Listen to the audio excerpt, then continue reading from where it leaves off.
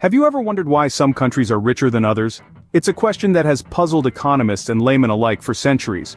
The wealth of a nation isn't just about the amount of gold in its vaults or oil under its soil. It's a complex tapestry woven together by a multitude of factors, each playing a critical role in the larger picture.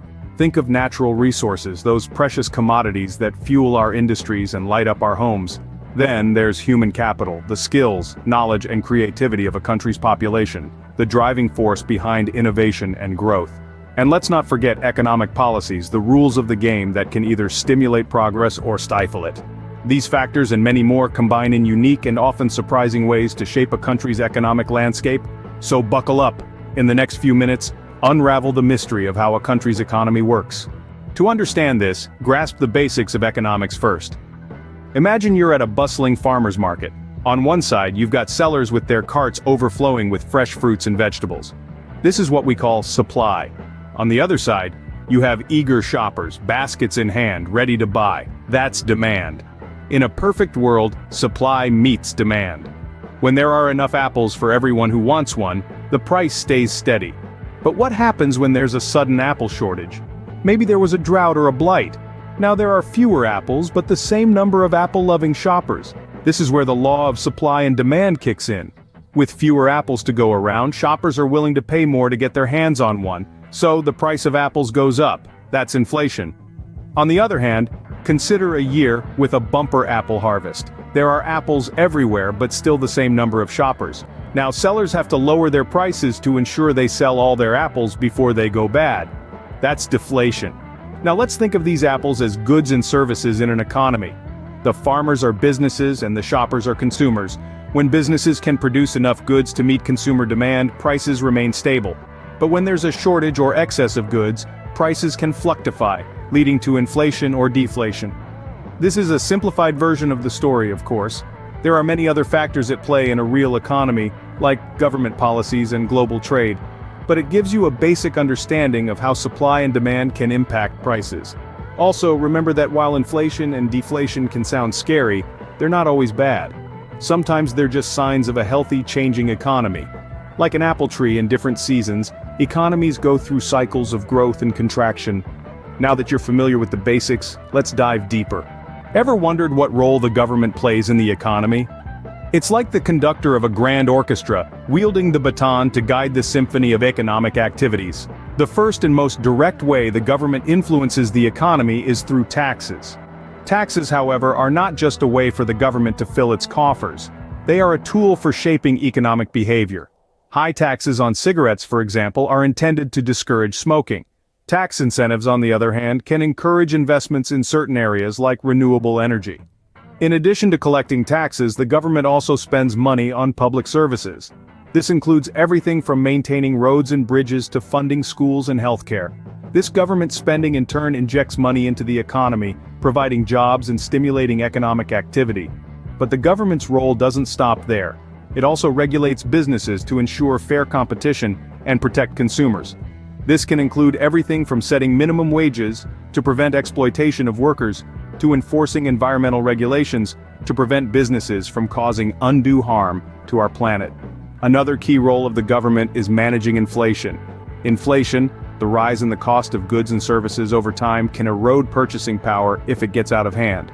The government, through its central bank, uses monetary policy tools like interest rates to keep inflation in check. Lowering interest rates can stimulate spending and investment, while raising rates can slow down the economy and keep inflation at bay. Finally, the government can also influence the economy through fiscal policy, which involves adjusting its own spending and taxes to influence the overall demand in the economy. If the economy is in a slump, the government might cut taxes or increase spending to stimulate demand. On the flip side, if the economy is overheating, the government might do the reverse to cool things down. So, the government has a huge role in shaping the economy, but there's more to it. And that's just the tip of the iceberg when it comes to understanding the complex world of economics.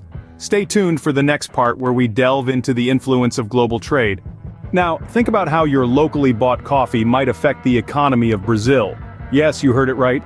The coffee you enjoy every morning, roasted and brewed locally, might have originated from the lush landscapes of Brazil, the world's leading coffee producer. This is a simple example of how global trade influences economies across the world. In economic terms, international trade is the exchange of goods and services between countries. Countries export what they produce efficiently and import what they cannot produce as well or as cheaply. This concept is known as comparative advantage. To illustrate this, let's stick with our coffee example. Brazil has a comparative advantage in coffee production due to its ideal climate and rich soil. So, they export coffee beans to countries like the United States, which in turn has a comparative advantage in technology and machinery. The US exports machinery to Brazil, creating a beneficial exchange for both nations. Now let's shift our focus to another common item: your smartphone. The components of your device are sourced from various countries: semiconductors from South Korea, rare earth metals from China, software from the United States, and assembly in Vietnam. This global cooperation results in a product that's affordable and accessible to consumers worldwide. However, it's not all rosy. Global trade also brings challenges such as competition, potential job losses in certain sectors, and economic vulnerability to international market fluctuations. But overall, it boosts economic growth, fosters innovation, and provides consumers with a wider range of products at lower prices. The influence of global trade extends beyond goods and services. It also involves the transfer of technology, knowledge, and culture, making our world more interconnected than ever. So next time you sip your coffee or scroll through your smartphone, remember how these items represent the intricate web of global trade that connects economies worldwide. So, the world's economies are more interconnected than you might think. Natural resources and people are two of a country's biggest assets. But how do they influence the economy? Let's start with natural resources. These are the raw materials that a country has at its disposal. They could be anything from oil, coal, and natural gas to fertile soil, water, and forests. The more natural resources a country has, the greater its potential for economic growth. Think of it this way: if a country is rich in oil, it can export this valuable resource to other countries, bringing in revenue and bolstering its economy. Similarly, fertile soil can boost an economy through agriculture, producing food for local consumption and export. But it's not just about having these resources, it's about how efficiently a country can exploit them. This is where technology and infrastructure come in. For instance, a country with abundant coal reserves but lacking the technology to mine it efficiently will not benefit as much as a country that can. Now, let's turn to human capital, which is the collective skills, knowledge, and other intangible assets of individuals that can be used to create economic value. Human capital can drive economic growth in several ways. Firstly, a well-educated and skilled workforce can contribute to increased productivity. This can lead to more efficient production processes, higher quality goods and services, and ultimately, economic growth. Secondly, human capital can lead to innovation. People with high levels of education and skills are more likely to come up with new ideas, technologies, or ways of doing things that can boost economic productivity. Lastly, human capital can attract investment. Companies are more likely to invest in countries where they can find a skilled and educated workforce. This can lead to more jobs, higher incomes, and increased economic activity. So it's not just about money, it's about people and resources too. The interplay between natural resources and human capital is a key driver of economic growth, shaping the fortunes of countries across the globe. But remember, these assets need to be managed wisely to ensure sustainable and inclusive growth. So, why are some countries richer than others? Here we are, at the end of this economic expedition, having unraveled the intricate tapestry of a country's economy. We've delved into the economic basics, understanding how supply and demand shape the market. We've explored the pivotal role of government in steering the economy, through policies, regulations, and interventions. We've also traversed the exciting realm of global trade, noting its influence on a country's economic health. And finally, we've appreciated the importance of natural resources and human capital, acknowledging their contribution to a nation's wealth. The economy of a country, as we've seen, is a complex interplay of numerous factors. It's an ever-evolving entity shaped by local and global events, policies, and even the natural environment.